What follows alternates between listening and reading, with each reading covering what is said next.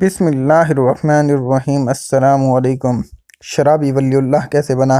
ایک شرابی کے ہاں ہر وقت شراب کا دور رہتا تھا۔ ایک مرتبہ اس کے دوست احباب جمع تھے۔ شراب تیار تھی۔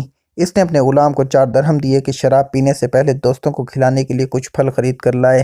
وہ غلام بازار جا رہا تھا کہ راستے میں حضرت منصور بن عمار بصری رحمۃ اللہ علیہ کی مجلس پر گزر ہوا۔ وہ کسی فقیر کے واسطے لوگوں سے کچھ مانگ رہے تھے اور فرما رہے تھے کہ جو شخص اس فقیر کو 4 درہم دے میں اس کو 4 دعائیں دوں گا۔ اس غلام نے وہ 4 درہم اس فقیر کو دے دیے۔ حضرت منصور رحمۃ اللہ علیہ نے فرمایا، بتا کیا دعائیں چاہتا ہے؟ غلام نے کہا، میرا ایک آقا ہے، میں اس سے خلاصی چاہتا ہوں۔ حضرت منصور رحمۃ اللہ علیہ نے دعا فرمائی اور پوچھا، دوسری دعا کیا چاہتا ہے؟ غلام نے کہا، مجھے ان درہموں کا بدل مل جائے۔ حضرت منصور رحمۃ اللہ علیہ نے اس کی بھی دعا کی، پھر پوچھا، تیسری دعا کیا ہے؟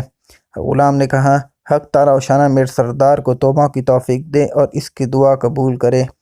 آپ رحمۃ اللہ علیہ نے اس کی بھی دعا کی، پھر پوچھا، چوتھی دعا کیا ہے؟ غلام نے کہا، حق تعالیٰ و شانہ میرے سردار کی، تمہاری اور یہاں مجمع میں موجود ہر شخص کی مغفرت کرے۔ حضرت منصور رحمۃ اللہ علیہ نے اس کی یہ بھی دعا کی۔ اس کے بعد وہ غلام خالی ہاتھ اپنے سردار کے پاس واپس چلا گیا۔ سردار اسی کے انتظار میں بیٹھا تھا، دیکھ کر کہنے لگا، اتنی دیر لگا دی۔ غلام نے قصہ سنایا۔ سردار نے ان دعاؤں کی برکت سے بجائے غصہ ہونے اور مارنے کے یہ پوچھا، کیا کیا دعائیں کرائیں؟ غلام نے کہا، پہلی تو یہ کہ میں غلام سے آزاد ہو جاؤں۔ سردار نے کہا، میں نے تجھے آزاد کر دیا۔ دوسری کیا تھی؟ غلام نے کہا، مجھے ان درہموں کا بدل مل جائے۔ سردار نے کہا، میری طرف سے تمہیں 4000 درہم نظر ہیں۔ تیسری کیا تھی؟ غلام نے کہا، حق تعالیٰ و شانہ تمہیں شراب وغیرہ فسق و فجور سے توبہ کی توفیق دے۔ سردار نے کہا، میں نے اپنے سب گناہوں سے توبہ کر لی۔ چوتھی کیا تھی؟ غلام نے کہا، حق تعالیٰ و شانہ میری، آپ کی، ان بزرگ کی اور سارے مجمع کی مغفرت فرما دے۔ سردار نے کہا، یہ میرے اختیار میں نہیں۔